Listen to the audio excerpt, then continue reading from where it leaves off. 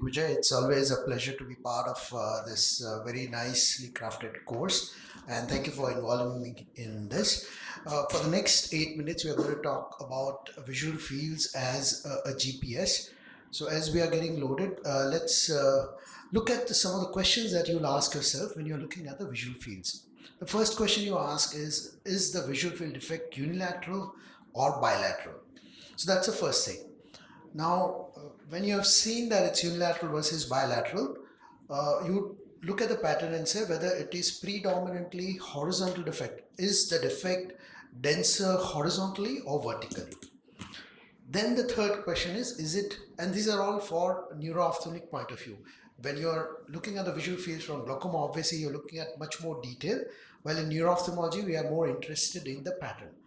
The third question is it temporal or nasal? Because that will make your GPS, your localizing sign much more convenient. And heteronymous versus homonymous. What is the difference between heteronymous and homonymous? Heteronymous is where one side of the field, so that means if it's a left head, homonymous is left homonymous, meaning left temporal, right nasal. Similarly, right homonymous is right temporal, left nasal. Heteronymous is either both temporal or both nasal is getting affected. So these are the questions you ask yourself to localize a lesion. So let's now work on it and see some of the examples based on this algorithm. So to think, one eye, both eyes. Predominantly horizontal or vertical? Vertical. Is it nasal or temporal? Yes, it is temporal because you are not able to see the blind spot. The blind spot is generally temporal. If blind spot gets covered by the visual field defect, you know that it's a temporal defect. So this is a bitemporal hemianopia. This is a textbook picture of bitemporal hemianopia where the localizing this lesion would be in the optic chiasm. And this patient, the example that I showed you, a patient had a pituitary problem. Now this is what happens in real life. A textbook kind of visual field is very rare for you to see, and this is what you will find here. So how would you now dissect it? Unilateral, bilateral? Yes, it is bilateral. Is there any predilection, temporal versus nasal, horizontal versus vertical? You find in the left eye. This is the left eye because you have blind spot here, and here you see that it is predominantly, you can say, supratemporal defect, which is respecting a vertical midline. So that's what you found from the left eye defect.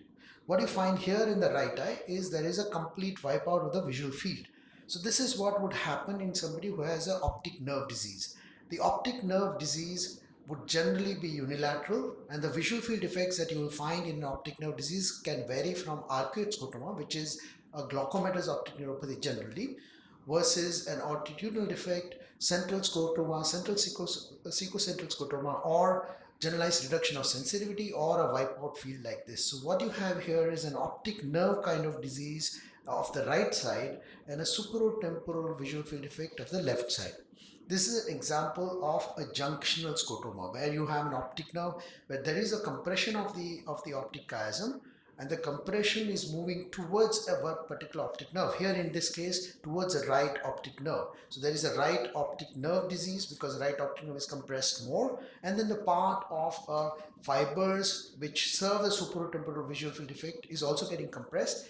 And this is an example of junctional scotoma, and you localize it to optic chiasm once again. Though not all bitemporal hemianopia are necessarily because of chiasmal compression, these are the example of pseudo-bitemporal hemianopia. Tilted optic disc can give rise to a visual field defect which will look like bitemporal hemianopia. Toxic or nutritional optic neuropathy, especially ethambutol optic neuropathy, a subacute ethambutol optic neuropathy can present with bitemporal hemianopia or a field defect which looks like a bitemporal hemianopia, enlarged blind spot, or retinitis pigmentosa. So if I say that the other eye visual field was normal, so unilateral versus bilateral, this is a unilateral visual field defect. Now, is it respecting, or is it predominantly horizontal or vertical? You can see that it is predominantly horizontal. And then if you correlate with what's happening in the optic nerve, you know that this is an altitudinal visual field defect, where you can see that there is a superior pallor of the optic disc, which is corresponding to this visual field defect that you find here. And then there is a luxury perfusion or hyperemia of the inferior side. This is an example of anterior ischemic optic neuropathy. Diksha, you just let me know when the time is done. Oh, I can see it here, yeah. Again, you have to remember that visual field defect, you can generally unilateral visual field defect, you localize it to optic nerve, but there are retinal problems, which if it's severe enough, if there is a full thickness retinal problem which is affecting both outer and inner retina, you can have a visual field defect which will resemble as if it is an optic nerve visual field defect. And this is an example of retinal edema causing a visual field defect. So again, bilateral visual field defect, which is mainly respecting a vertical midline, it is inferior. And now this is an example of an homonymous defect, a temporal side of the left side and a nasal half of the right side, not half but a quadrant. So this is homonymous quadrantenopia, inferior quadrantenopia. Any idea where you localize the lesion? This is what is described as pie in the floor. So this is a pie in the floor. Homonymous quadrantenopia, you will localize it to a contralateral parietal lobe. That's what the patient had. This is conversely pie in the sky, where there is a quadrantenopia, a visual field defect which is respecting a vertical midline, and it is mainly a quadrant. It is a homonymous defect, and this would be seen in a temporal defect. So pie in the sky, contralateral temporal lobe, pie in the floor, contralateral parietal lobe. Any idea what this patient has? There are no striking pattern in the visual field. But if you see here, both the blind spots are a little bigger than they should be. Right? This is an example of enlarged blind spot, which is a visual field defect which you will see in papilledema, especially in an acute and subacute stage. Papilledema, when it progresses, if it's not treated, will give rise to a visual field defect which resembles advanced glaucoma, which will be a tubular field. So differential diagnosis of tubular field would be retinitis pigmentosa, chronic glaucoma, or chronic papilledema. So that was an example of an acute papilledema. Before we end, what do you think? So this is a classic, rare but a classic sectoronopia, which is seen in LGB visual field defect. So to conclude, when you are examining a visual field, make sure that you have both fields with you together.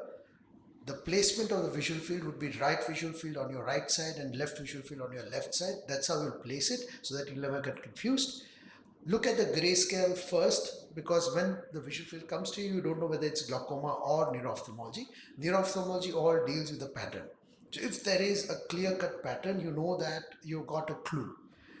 If you're following up a patient on a visual fields, one of the important markers which can be used for progression or improvement is mean deviation. A number that you get in mean deviation, if it's changing, you know the patient is either improving or deteriorating.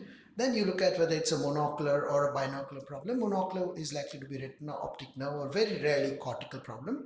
Binocular is chiasm or post-chiasmal visual pathways. This is a picture which is often shown, and you know that each region gives rise to a different kind of visual field defect. So visual field is an important tool and still, according to me, a gold standard to diagnose and follow up these patients. Thank you very much.